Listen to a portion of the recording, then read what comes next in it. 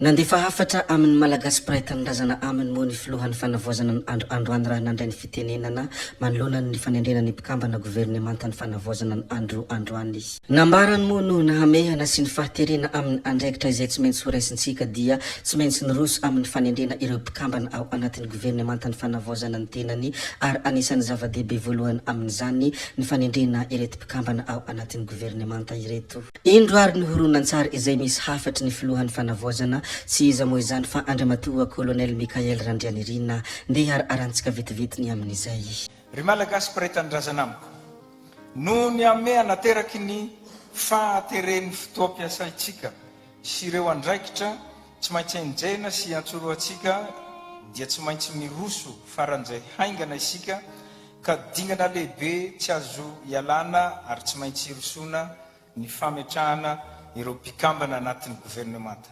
Mba tsy mitopotra ny miono anefa isika dia tsara ny mitondra izao fanamariana manaraka izao. Voalohany, mialohan'izao fanendrena ireo mpikambana anatin'ny gouvernemanta izao dia nisy ny fiaonana natao tamin'ireo herivelona eto anivon'ny firenena mba hahafahana mandray fanapahan-kevitra voadinika tsara sy voalanjalanja.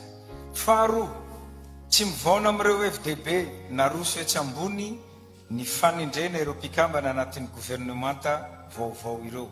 Zany hoe natao anatanteraka ireo politika mpanjakana fohiezaka sy antoniny ezaka. Ny isan'ny ministra dia niezahana tsy nahoatra ny efa nisy teo aloha satria izay no tapa-kevitra ny raisinay mba tsy hampisy olana maro dia nalaina ihany ny rafitra zay efa nisy teo aloha mety misy fiovana kely. Nambarany filohan'ny fanavoazana andramatoa colonel Mikael Randrianirina ihany koa ny hoe tena hijery ny marary ny vahoaka isika ary hitady vahaolana amin'ny ireo rehetra izay tena marary sy mampitaitena ny vahoaka malagasy ary hitodika mankany amin'ny fampandrosoana isika. Nanambara ihany koa ny tenany nandritra ny lahateny izay nataony hoe tsy handefitra amin'ny ireo fanendribe ny firenena ary tsy handefitra amin'ny ireo izay mpanao kolikoly. Tsy namany ireo mpanao kolikoly ny tenany hoy ny lahateny izay nataony. Noresahany manokana ihany koa ny mikasika ny fahasimban'ny lavanila ka hojerena ny vahaolana amin'izany ndeha ary hoy anontsika ny mikasika an'izay lahateny izay nataon'ny colonel Randrianirina izay ilay filohan'ny fanavoazana. Andro vitsivitsy lasa izay no nahavitako ny fiainianana teo anivony fitsarana avo momba ny lalam-panorenana ary nandrosoako ireo vina sy ireo tetikasa tsy azo hidovirana hoenty manala ny firenena anatin'ny krizy lalina lalovany ankehitriny zao. Raha tsy aivina dia ireto ireo teboka sy foto-KFDB mamaritra ny politika ankapobeny hoenty mitondra ny tany sy ny firenena mandritra ny fepitoana roa taona farafahelany aretan'izao fitondrana izao. Voalohany, ny fitadiavam-bahaolana faran'izay haingana indrindra mikasika ireo sehatra manakaiky sy tena maharary ny vahoaka toy ny angovo, ny fandriam-pahalemana, ny fahasalamana, ny fampianarana, ny soatoavina, ny famehezana ny vidin'ireo vokatra fanjifana ilaina amin'ny andavanandro, ny fametrahana ny politika mpitsitsina, ny fijerena ireo seha-piarina rehetra mampidibola ho an'ny fanjakana no sady mampiodina ny toekarena toy ny sehatry ny fizahantany, ny fambolena, ny lavanilina, ny fametrahana tontolo mpandraharahana indrindra voaro sy milamina, ny fanenjehana ireo fanetro be ny firenena sy ny famerenana ireo hare-pirenena na odikodiny izy ireo. Faharoa, ny fametrahana sy ny fandridrana ireo paikady hoety mametraka ny fototry ny politika ny fanarenana, ny rafi-pitondrana sy ny rafi-pitantanana mifanaraka amin'ny etaetam-bahoaka.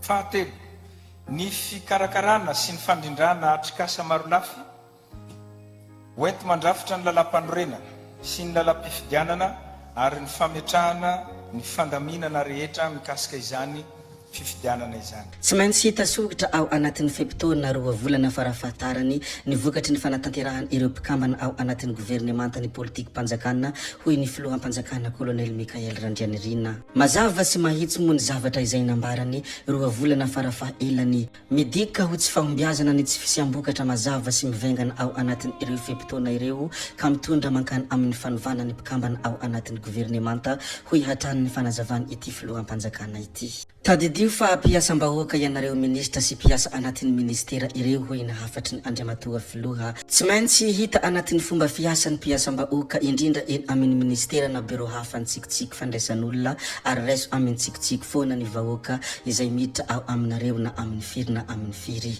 Izany moa ny hafatra mivantana avy amin'ny filohan'ny fanavaozana andriamatoa colonel Mikael raha nandefa hafatra ho an'ireo ministra izay mandrafitra ny gouvernementa. Farany tsy mainty hita soritra anatin'ny fepitona 2 volana farafahaelany ny voka-panatanteran'izy ireo izany politika panjakana izany ny tsy fisiam-bokatra mazava sy mivaingana anatin'io fepitona io dia midika ho tsy fahombiazana ka mitondra any amin'ny fanovana ny mpikambana anatin'ny gouvernementa. Ankehitriny dia mitodika aminareo izay ny antefany safidy ka voatendry ho mpikambana anatin'ny gouvernementa ny tenako. Maro ireo olona naniry ho voatendry anatin'ny gouvernementa fa ianareo no ny antefany safidy.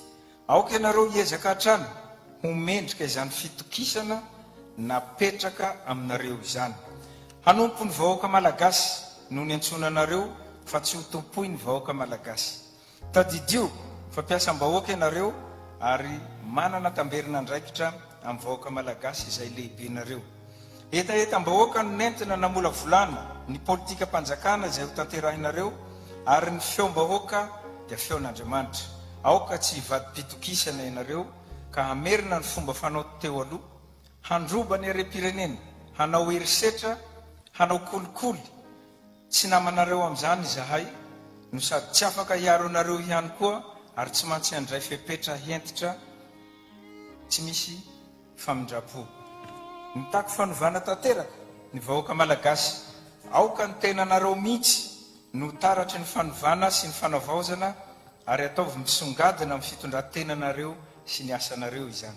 Takina manokana aminareo araka izany ny fampitana tsy miato sy ara-potoana ny fivoaran'ny asa ataonareo sy ny vokatra mivaingana azo avy amin'izany asa izany. Ireo fepetra voalaza ireo dia takina ary manan-kery ihany koa atsika rehetra mpiasa-panjakana. Meteza ianareo ho fitaovana mahomby sy marina antoky ny fanovana ka hanompo ny mpiarabelona. Antitra terina etoana ny antso efa nataonay miantefa amintsika malagasy rehetra tsy akanavaka hifanoana sy hifanometanana ao anatin'ny fametrahana ny politika panovana sy fanarenana ny titanindrazana iombonantsika ity. Antitra terina ihany koa ny fahavononana iara-iasa aminareo amin'ireo iara-iasa amin'ireo fianakaviam-be iraisam-pirenena sy ireo mpiara-mombonantoka aminay ao anatin'izany fanomezanaina ny politika panarenana any Madagasikara izany. Averinay kosa nefa fa fiaraha-miasa madio, mahomby, mirindra araka ny rariny sy ny hitsiny ary mikatsaka tombotsoa iombonana no irinay. Eto am-pamaranana dia ataonay mazava fa saro-piaro loatra amin'ny etaetam-bahoaka sy ny tombotsoa ambonin'ny firenena izahay satria izany no antony mijoronay sy mbola ijoroanay. Ary imatimatesana etona ka noho izany dia tsy handefitra mihitsy izahay manoloana ireo paikady maloto ezahina voizina haminganana sy hampanginana ny feon'ny vahoaka sy ny etaetany. Hijoro hatrany ho an-tanindrazana iombonana izahay ka hampanaja ny lalàna velona misy eto amin'ny tany sy ny firenena. Tadio fa samy vavolombelona ny tantara isika ary ny tantara no hitsara antsika. Ho tonga amin'ny fanovana sy ny fanarenana andraindraina sy mendrika azy ane ny vahoaka malagasy. Eto tena farany dia te-apatsiahy zavatra roa ho atsika izay mpiara-miasa rehetra ho anareo amin'ny gouvernementa indrindra. Ny sary izay niezahanay naseho amin'ity fitondrana ity dia ny fitsikitsikiana sy ny fandraisan'olona. Misy manome anarana mihitsy moa any hoe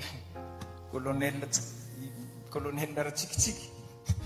tsikitsiky no sary naseho amin'ity zavatra tia aoka atsika mba handray ny vahoaka malagasy satria reo ny lehibetsika aoka mba tsy hoeno any amin'ny ministera ny fiavonavonana tompoko raiso ny malagasy heno izy na amin'ny ferialina ianao vao afaka eo tsika no nanaiky hanao nyty asa tia dia mpio ny vahoaka malagasy. Ny faharoa, maro ny nametraka taratasy taty aminay naniry mba ho lasa ministra koa fa ny toerana vitsy raha tsy diso 7 izy io ny malagasy 30 tapitrisa tsy ho aro tafiditra daholo retsika ho atsika rehetra mba miangavy manotrona ny fanapahan-kevitra zay nataonay ampio zahay mba handroso ahafahan'ity firenena malagasy ity handroso mankasitraka atsika rehetra tompoko ho an'ny tanindrazana samio tahin'Andriamanitra. Reny sy reny moa ny hafatra mafonja avy amin'ny filohan'ny fanavoazana Andriamatoa Colonel Mikael Randrianirina andrasana moa ny fanatanterahana ireo zavatra rehetra izay voalaza ireo. Amin'izao fotoana izao moa ny vahoaka malagasy dia miandrandra fiovana misy eto amin'ny tany sy ny firenena. Ny vahoaka malagasy ihany koa dia miezaka mampirehitra indray ilay afam-panantenana izay mitsolopolopy zara efa saika ho faty. Aingany handroso tokoa i Madagasikara, aingany ho isy fiovana tokoa eto amin'ny tany sy ny firenena mba isitraka izany fiainana finy fiadanana izany ny vahoaka malagasy. Ho faramparanantsika tanteraka moa ity video anankiray ity koa dia ny hamaramparanansika azy moa dia hilaza kely ny zava-nisy tany Vangaindrano. Misy trano mirehitra moa any Vangaindrano amin'izao fotoana izao. Misy trano mirehitra ao Manambondro district ny Vangaindrano ny andro antolakandro araka ny hitantsika amin'ny ireto sary ireto moa izany firehetana izany izay misy any antoerana. Zay ihany koa no namarana ny videontsika koa dia mankasitraka anareo na vitany haino hatramin'ny farany ary mbola manentana anareo foana ny mbola hanaraka ny video manaraka izay alatsaka iato ny sesisesy zay fa tsy halavainay ny resaka hametra veloma izay veloma vetivety amin'ny manaraka indray no manao ny misimisy veloma ary tompoko lahy veloma tompoko vavy.